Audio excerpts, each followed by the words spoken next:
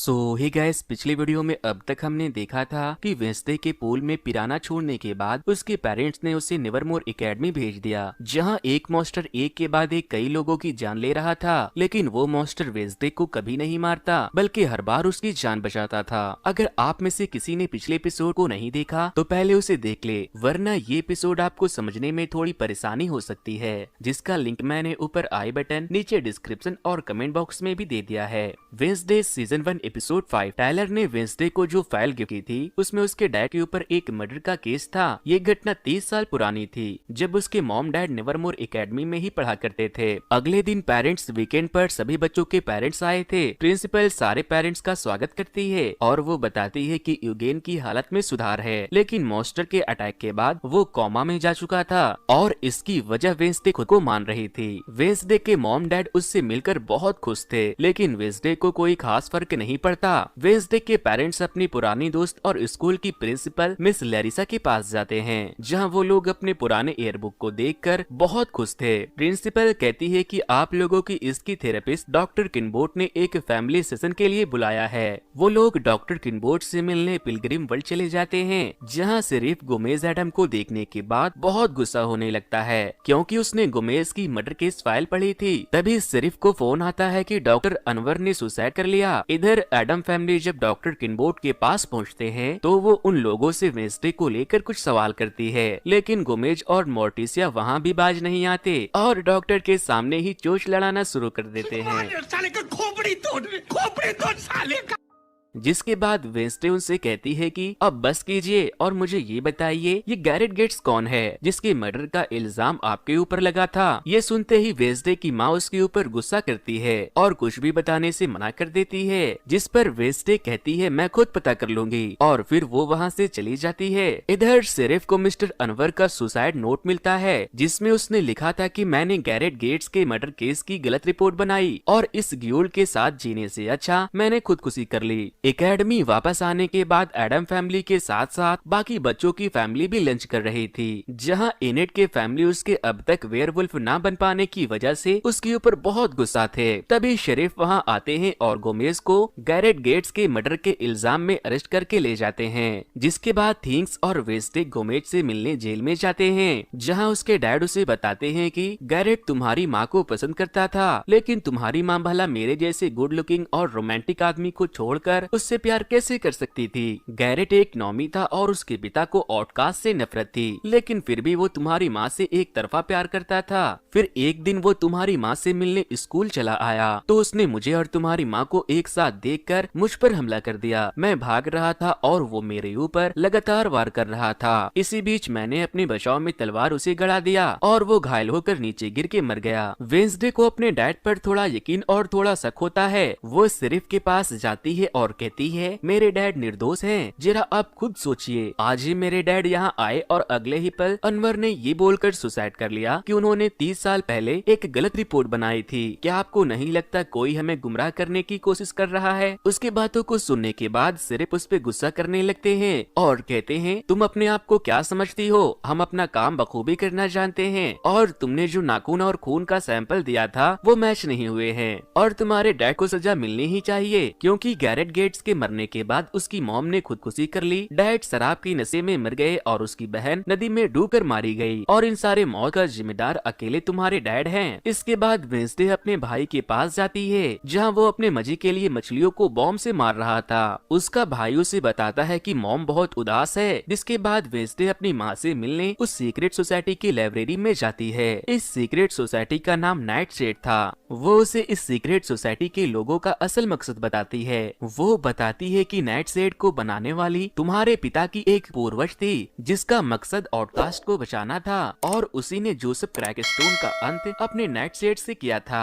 Wednesday कहती है मुझे पता है वो गुडी एडम ही थी। वेंसडे को अपने डैड के ऊपर शक था, इसीलिए वो अपनी माँ से कहती है मुझे पता है कि डैड ने गैरेट को नहीं मारा, मुझे सच्चाई बताइए। जिस पर उसकी माँ बताती है उस रात गैरेट स्कूल के अंदर घुस आया। उसे देखने के बाद ऐसा लग रहा था जैसे वो किसी के वश में हो। उसकी आंख जानवरों की तरह हो गई थी और मुंह से झाग निकल रहा था। वो तुम्हारे डैड के ऊपर लगातार हमला कर रहा था। इसी बीच जब मैं तुम्हारे डैड को बचाने गई तो मैंने उन्हें बचाने के लिए तलवार आगे कर दी और वो घायल होकर नीचे गिरकर मर गया। जिसके बाद तुम्हारे डैड ने मेरा सारा इल्जाम अपने सर ले लिया। अगले सीन में हम वेंसडे को गैरेट के कब्र की खुदाई करते हुए देखते हैं। वेंसडे गैरेट के ताबूत को खोलकर उसके लाश की खुशबू को एंजॉय करती है और उसकी उंगली को काट कर अपने पास रख लेती है। तभी एक पुलिस ऑफिसर उन्हें कब्र की खुदाई करते हुए देख लेती है और उन्हें गिरफ्तार करके जेल में बंद कर देती है, जहां गोमेज भी बंद था। यहाँ भी गोमेज और मोर्टिसिया बाज नहीं आते।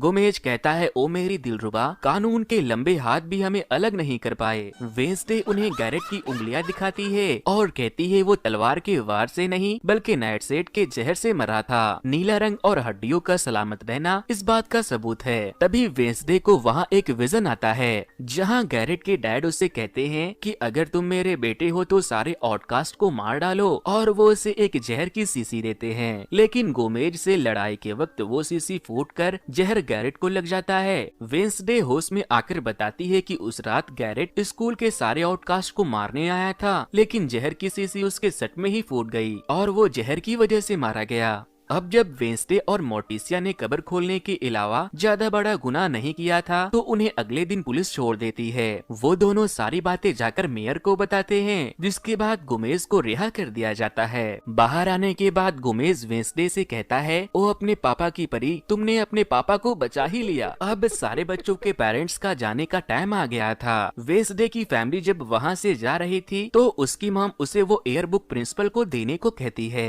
बुक में वेंसडे प्रिंसिपल को अलग रूप में देखने के बाद समझ जाती है कि वो भेष बदल सकती है, इसीलिए वो प्रिंसिपल के पास जाकर कहती है, उस दिन सिर्फ के पास जो रोवन आया था वो आप ही थी, आप एक बहरूपिया हो। जिसके बाद प्रिंसिपल कहती है, ये सब मैंने स्कूल की इज्जत बचाने के लिए किया। तभी बाहर से बच्चों की चिल्लाने की आवाज आती है, जहाँ स्कूल के लॉन पर लिखा था कि आग की बारिश होगी।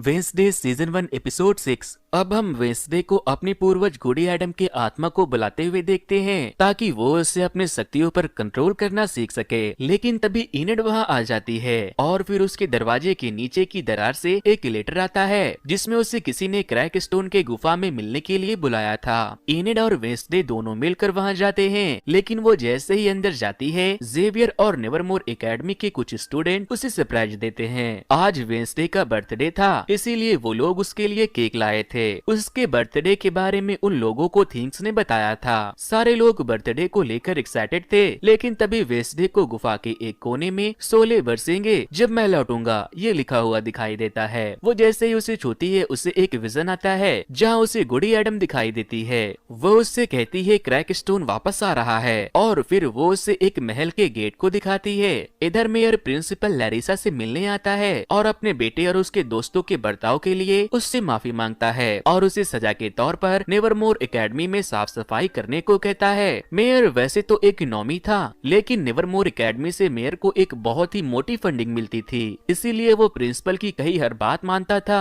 वेंसडे यूगेन से मिलने जाती है जो मॉन्स्टर के अटैक के बाद अभी भी कोमे में था। वो उसे अपने बर्थडे के बारे में बताती है कि कैसे उसके पेरेंट्स उसके हर बर्थडे को स्पेशल बनाते थे जिससे उसे खुशी मिलती थी। इसके बाद वेंसडे और थिंग्स जेवियर के पास जाते हैं जहाँ वो उसे उस गेट की पेंटिंग दिखाती है जिसे उसने अपने विजन में देखा था। जेवियर ने भी ठीक वैसा ही एक पेंटिंग को बनाया था। वो कहता है मैंने भी उस पेंटिंग को अपने सपने में देखा है, ये दरवाजा गेट्स के पुराने बंगलों का है। तभी थिंग्स वहाँ के एक पेंटिंग पर से कपड़ा हटाता है जिसमें जेवियर ने वेंसडे की एक पेंटिंग बनाई थी, क्योंकि वो उसे पसंद करता था, इसीलिए वो वहाँ से गुस्से में चली जाती है। वेंसडे गैरेट के पुराने बंगलों में जाती है जिसका पूरा परिवार मर चुका था। वो वहाँ से मेयर को निकलते हुए देखती है तो उसके पीछे जाती है। मेयर सिर्फ से कॉल पर कह रहे थे कि मैंने असली मुजरिम को ढूंढ लिया है, पूरी बात मैं तुम्हें मिलकर बताता हूँ। वेंसडे मेयर के कार में छुप जाती है, लेकिन जब मेयर सिर्फ से मिलने के लिए अपने कार से उतरते हैं तो एक कार आकर मेयर को एक जोरदार टक्कर मार देती है। अगले सीन में हम वेंसडे को अपने कमरे में नोवेल लिखते हुए देखते हैं। तभी मिस थ्रोनहिल वहां आकर उसे एक बुक गिफ्ट करती है, लेकिन वो उस बुक को पहले से ही पढ़ चुकी थी। इसके बाद वेंसडे बाहर पीसीओ से जाकर टायलर को फोन करती है और कहती है आज रात ठीक 8 बजे हम दोनों डेट पर जाएंगे। सिर्फ जब अपने बेटे को वेंसडे से बातें करते हुए देखता है तो वो उसे उससे दूर रहने को कहते हैं। फिर रात को जब टायलर वेट कर रहा था तो डेट के बहाने वेंसडे एनेट को भी अपने साथ लाई थी, लेकिन वो उन दोनों को डेट पर ले जाने के बजाय गैरेट के महल में लेकर चली जाती है। जहाँ उसे गैराज में वही कार मिलती है जिसने मेयर को टक्कर मारी थी। वो लोग गैरेट्स के महल के एक लाइब्रेरी में जाते हैं जिसके अंदर जोसेफ क्रैक्सस्टोन की पूजा की जाती थी। वहाँ भी यही लिखा था कि खून की बारिश होगी। इसके बाद वेंसडे इनिड और टायलर को महल के अलग अलग कमरों की तलाशी लेने के लिए भेज देती है। वेंसडे को महल के एक कमरे में लॉरेन गेट्स यानी कि गैरेट गेट्स की छोटी बहन का एक खिलौना मिलता है जो 25 साल पहले डूबकर मर गई थी। वो उसे देख ही रही थी, तभी वहाँ वो मॉन्स्टर आकर टायलर पर अटैक करके वेंसडे और इनिड की तरफ बढ़ने लगता है। वो दोनों बचने के लिए लिफ्ट में आते हैं, लेकिन लिफ्ट की रस्सी टूटने की वजह से वो लोग नीचे बेसमेंट में गिर जाते हैं, जहाँ वेंसडे सारे मारे गए लोगों के बॉडी पार्ट्स को रखा हुआ देखती है। इसके बाद वेंसडे टायलर को लेने जाती है जहाँ वो घायल पड़ा था। तभी एकदम से जेवियर वहाँ आ जाता है और वो लोग टायलर को लेकर उसके घर चले जाते हैं। शरीफ वहाँ आते हैं तो वेंसडे उन्हें अपने साथ मारे गए इंसानों के बॉडी पार्ट्स दिखाने के लिए गैरेट के महल के बेसमेंट में लेकर जाती है,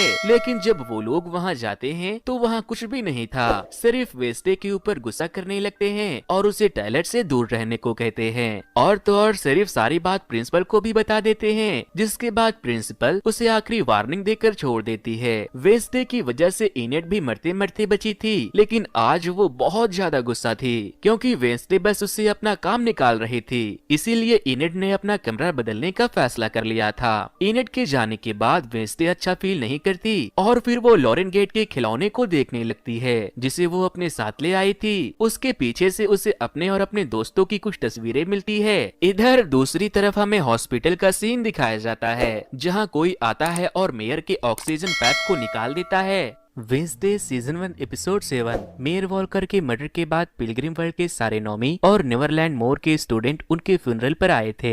वेंसडे को शक सब पर था, तभी वेंसडे की नजर दूर खड़े एक आदमी के ऊपर पड़ती है। वो उसका पीछा करते करते जंगल में पहुंच जाती है और जैसे ही वो आदमी उसके सामने आता है वो उसके ऊपर हमला कर देती है। लेकिन वेंसडे उन्हें देखकर बहुत खुश होती है क्योंकि वो उनके अंकल फेस्टर थे। ये वही अंकल थे जिसने वेंसडे को लड़ना सिखाया था।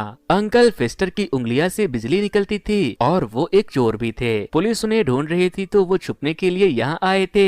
वेंसडे उन्हें यूगेन के बी फार्म में लेकर जाती है और कुछ दिनों के लिए उन्हें वहीं रहने को कहती है। फेस्टर यूगेन के मक्खियों को खाने लगते हैं तो वेंसडे उनसे कहती है वो यूगेन के बच्चे की तरह है, आप उसे नहीं खा सकते। इसके बाद वो फेस्टर को उस मॉन्स्टर का एक पिक्चर दिखाती है तो वो उसे बताते हैं ये हाइड है, इसे मैंने पहले भी देखा है। वो बताते हैं कि हाइड एक इंसान होता है जिसे भड़काने के बाद वो हाइड बन जाता है। फिर वो उन्हें नेवरमोर एकेडमी में मौजूद नाइटशेड लाइब्रेरी के एक लॉकर के अंदर फॉल्कनर के एक डायरी के बारे में बताते हैं जिसमें फॉल्कनर ने सभी तरह के आउटकास्ट के बारे में लिखा था। रात को वेंसडे नाइटशेड के सीक्रेट लाइब्रेरी में जाती है जहां फेस्टर भी चोरी चुपके पहले से ही वहां आ गए थे। यहां फेस्टर और थिंग की एक पुरानी बात को लेकर लड़ाई भी हो जाती है। वेंसडे थिंग को ये सब बंद करने को कहती है। फेस्टर एक पेंटिंग को हटाकर उसे एक लॉकर दिखाता है जिसे थिंग्स बड़े ही आसानी से खोल देता है। वेंसडे वहां से बुक लेकर अपने कमरे में चली जाती है। उस डायरी से उसे पता चलता है कि म्यूटेशन से पैदा हुआ हाइड तब तक शांत रहता है जब तक कोई उसके अंदर के शक्तियों को जगा ना दे, और जैसे ही हाइड जागता है जिसने उसे आजाद किया वो उसका गुलाम बन जाता है और उसकी कई सारी बात मानता है। वेंसडे समझ जाती है कि खूनी एक नहीं दो है, एक हाइड और दूसरा उसका मास्टर जो उससे ये सब करवा रहा है। वेंसडे को जेवियर के ऊपर शक था क्योंकि उसने हर इंसिडेंट के बाद उसे अपने आसपास पाया था और वो उसे प्यार भी करता था, इसीलिए उसे लगता है कि जेवियर ही वो हाइड है।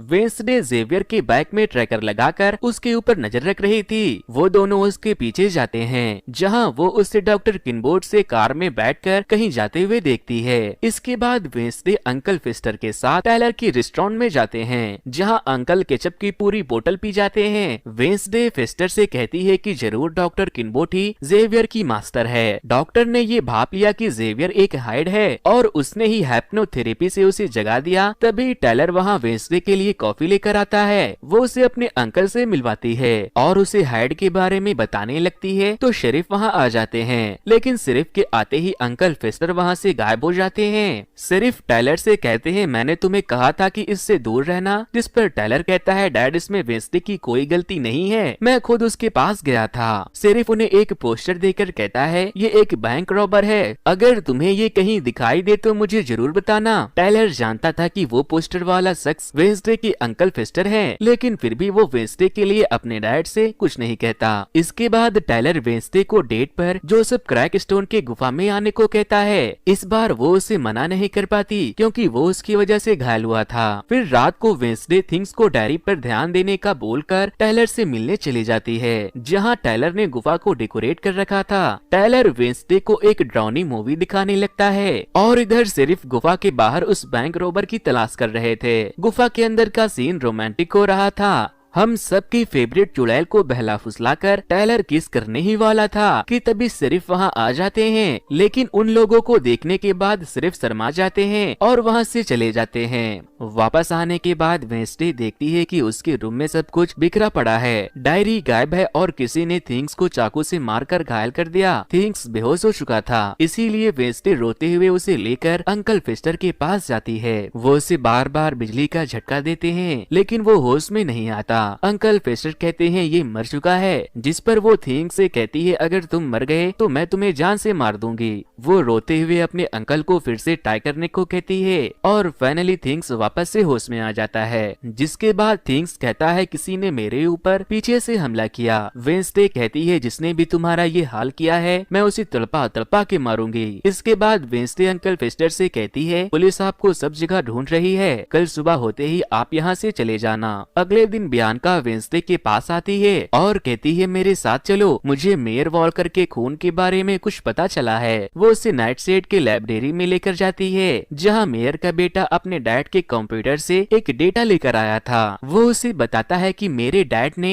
ब्रिटिश पुलिस के पास से लॉरेल गेट्स की एक रिपोर्ट मंगाई थी, जिसमें लॉरेल गेट की मौत डूबने से तो हुई थी, लेकिन उसकी डेड बॉडी कभी मिली ही नहीं। जिसके बाद वो लोग समझ जाते हैं कि लॉरेल गेट्स जिंदा है, जो सारे आउटकास्ट से अपने फैमिली के मौत का बदला ले रही है। लेकिन उसने मेयर को इसलिए मार दिया क्योंकि उन्हें उसके जिंदा होने के बारे में पता चल गया था। वेंसडे डॉक्टर किनबोर्ड को लॉरेल गेट्स और जेवियर को वो मॉन्स्टर यानी कि हाइड समझ रही थी, इसीलिए वो डॉक्टर किनबोर्ड के पास जाकर कहती है कि मुझे पता चल गया है कि आप ही लॉरेल गेट्स हो और आपने ही जेवियर को अपने वश में करके मेयर और बाकी के लोगों का कत्ल करवाया है। वो उससे कहती है तुम्हारा दिमाग खराब हो चुका है, तुम अभी के अभी यहाँ से निकल जाओ। वेंसडे के वहाँ से जाने के बाद उसके दरवाजे पर हलचल होती है। वो जैसे ही दरवाजे को खोलती है हाइड उसे मार देता है। जिसके बाद वेंसडे जेवियर के पास चले जाती है। जेवियर उसे बताता है कि मुझे भी दिमागी प्रॉब्लम है, लेकिन ये बात किसी को पता ना चले, इसीलिए मैं डॉक्टर किनबोर्ड से छुप छुप कर सेशन लिया करता था।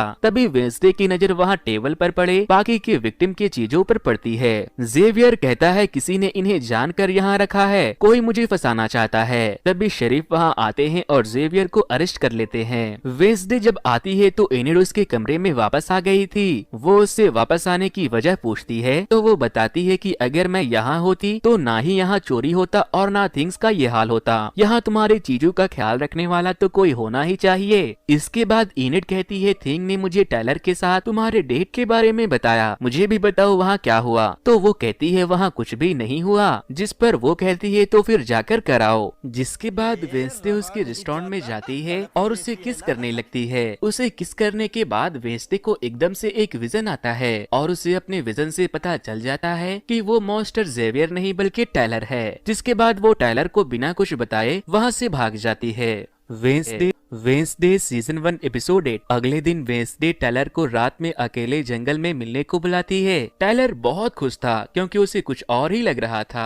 वेंसडे उसे बताती है कि उस दिन मैं तुम्हें बताकर ओल्ड मीटिंग हाउस में गई थी, तुम्हें मेरे पीछे किनबोर्ड ने भेजा था। फिर डांस पार्टी वाली रात तुमने मुझे और यूगीन को बात करते हुए सुन लिया और तुमने किनबोर्ड को बता दिया, इसलिए उसने गुफा को ही उड़ा दिया। और गेट्स के बंगलों में तुमने खुद से ही खुद को जख्मी किया था। तभी नाइटशेड के मेंबर भी वहाँ आ जाते हैं। बियांका अपने सायरन से टाइलर को पोजेस कर लेती है और वो लोग उसे जेवियर के पेंटिंग रूम में ले जाकर बंद कर देते हैं। इसके बाद वेंसडे उसके अंदर के हाइड को जगाने के लिए उसे टॉर्चर करने लगती है। बाकी के स्टूडेंट उसे ऐसा करने से मना करते हैं, लेकिन वो नहीं सुनती, इसीलिए सारे स्टूडेंट उसे अकेला छोड़कर वहाँ से भाग जाते हैं। वो सारी बात जाकर प्रिंसिपल को बता देते हैं और प्रिंसिपल सिर्फ को बता देती है। वेंसडे टाइलर को हथौड़े से मारने वाली थी, लेकिन तभी तभी सिर्फ वहाँ आकर उसे अरेस्ट कर लेते हैं, जिसके बाद प्रिंसिपल पुलिस स्टेशन आकर वेंसडे को बीमार बताकर उसे अपने साथ लेकर जाने लगती है। लेकिन जब वो वहाँ से जाने लगती है तो टायलर उसे मिलने आता है और उसे बताता है कि अभी बहुत कुछ होना बाकी है।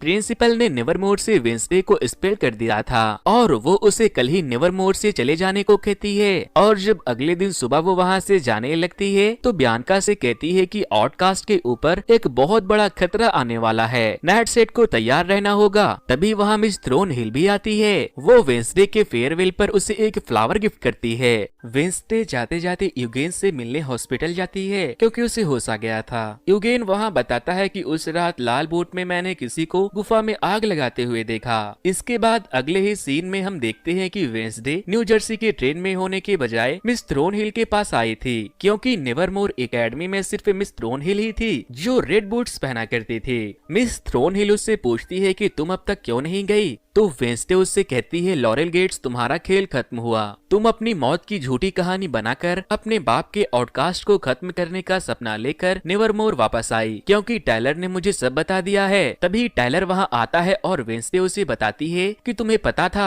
कि टायलर के पिता एक नॉमी और माँ आउटकास्ट है, इसीलिए तुमने टायलर को हाइड बनाने के लिए उसे किडनैप किया और गुफा में बांधकर तब तक उसे टॉर्चर करती रही जब तक वो हाइड ना बन गया। जिसके बाद मिस थ्रोनहिल कहती है बहुत हो गया, हाँ मैं ही हूँ लॉरेल गेट्स। वो टायलर से कहती है कि इसका मुंह बंद करो मेरे बच्चे। टायलर उसकी बातों को नहीं मानता तो मिस लॉरेल उसे बहलाने लगती है क्योंकि वो उसकी बस में था। लेकिन वो टायलर नहीं बल्कि मिस लेरिसा थी जो वहाँ टायलर का भेष बदल के आई थी। लॉरेल उसे देखते ही अपने पॉकेट से एक जहर के इंजेक्शन को निकालकर प्रिंसिपल को मार देती है और वो बेचारी वहीं तड़प तड़प कर मर जाती है। उसके मरने के बाद वो वेस्टे को भी मारकर बेहोश करके उसे किडनैप कर लेती है। थिंग्स ये सब होते हुए देख लेता है और वो वहाँ से भाग जाता है। इधर कमरे में इनेड और एजैक्स रोमांस कर रहे थे। तभी थिंग्स वहाँ आकर सारी बात इनेड को बताता है। इनेड और एजैक्स नाइट सेट के सारे मेंबर को इकट्ठा करते हैं और उन्हें बताते हैं कि हमारी प्रिंसिपल मर चुकी है और हमारे स्कूल के हर आउटकास्ट की जान खतरे में है। इधर क्रैकस्टोन की गुफा में लॉरेल ने